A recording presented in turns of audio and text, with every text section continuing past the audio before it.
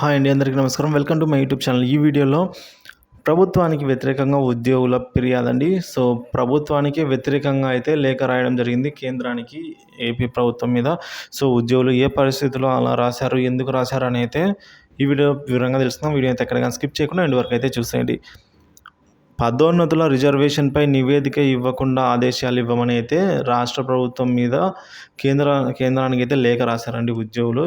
ఎందుకంటే రాష్ట్ర సచివాలయంలో ఎస్సీ ఎస్టీ ఉద్యోగుల పదోన్నతుల రిజర్వేషన్పై వేసిన కమిటీ నివేదికను సమర్పించకుండా నిలుపుదలకు ఆదేశాలు ఇవ్వమని అయితే కోరుతూ కేంద్ర ఎన్నికల సంఘానికి ఏపీ సచివాలయ ఎస్సీ ఎస్టీ ఉద్యోగుల సంఘం లేఖ రాసిందండి.